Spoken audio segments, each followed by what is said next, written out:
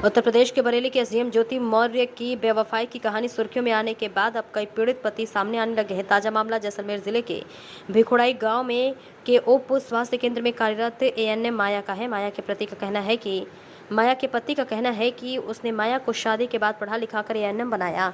सरकारी नौकरी लगने के बाद उसने मुझे व बेटे को दरकिनार कर किसी और के साथ लिव इन रिलेशनशिप में रह रही है।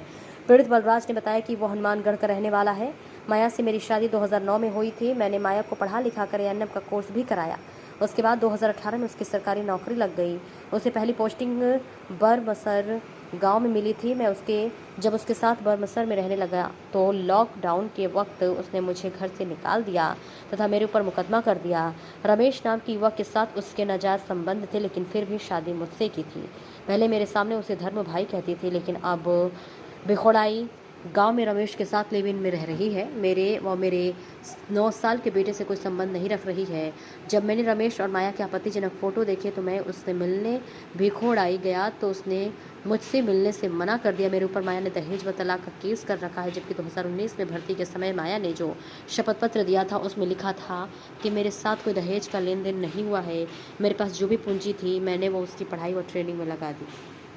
मेरा नाम बलराज है, गांव छानीबड़ी, तहसील बादरा, जिला हनुमानगढ़। मेरी शादी हुई थी जी 7/5/2009 के अंदर। शादी हुई थी माया से, तो उसको पढ़ा लिखा कर नौकरी लगा दिया। एएनएम का कोर्स करवा दिया।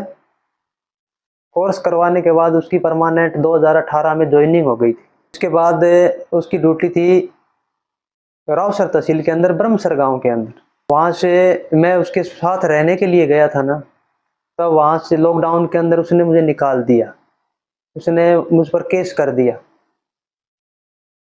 केस करने के बाद मुझे बोल दिया कि अब मैं तुम्हें यहाँ नहीं रखना चाहती। तो उसके पीछे कारण था, जो रमेश डिडारिया नाम से एक जाट है, तो उसके साथ रिलेशनशिप था, उसके साथ नाजायज संबंध थे। हाँ, शादी मेरे साथ हुई। तो उसके साथ संबंध कैसे?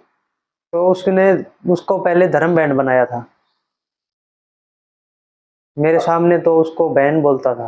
अब उसके साथ रह रहा है और अब उसकी पोस्टिंग है जैसलमेर करण के पास भिखुड़ा गांव में है। अभी भी उसी के साथ रहती है। तो मुझसे कोई नाता नहीं है, ना ही मेरे लड़के से। का जी अभी 9 साल का है। उसके साथ वो जो रमेश है वो उसके साथ रहता है। उसको न तो आने देता न जाने देता। उसने कहा मुझे तलाक चाहिए। उसने कोर्ट के अंदर तलाक की अर्जी लगा रखी है, दहेज का केस कर दिया है। मैं मीडिया के माध्यम से और प्रशासन के माध्यम से यही कहना चाहूँगा कि मुझे इंसाफ चाहिए। मेरा बेटा 9 साल का है, मैं उसे कहाँ लेके जाऊँगा? जो कुछ था वो सब लगा दिया उसने। हाँ, उसके फोटो आए थे मेरे पास, मैंने देखे और देखने के बाद मैं जैसलमेर में आया था उससे मिलने के लिए। तो उसने साफ मना कर दिया कि मुझे तलाक चाहिए और कुछ नहीं। दहेज का मामला ये है जी कि उसने मुझ पर दहेज का केस कर दिया और तलाक की अर्जी लगा दी साथ में। तो उसने एक काम किया कि उसने 2019 के अंदर भर्ती के अंदर शपथ पत्र दिया था कि ना तो दहेज लिया है और ना ही दिया है।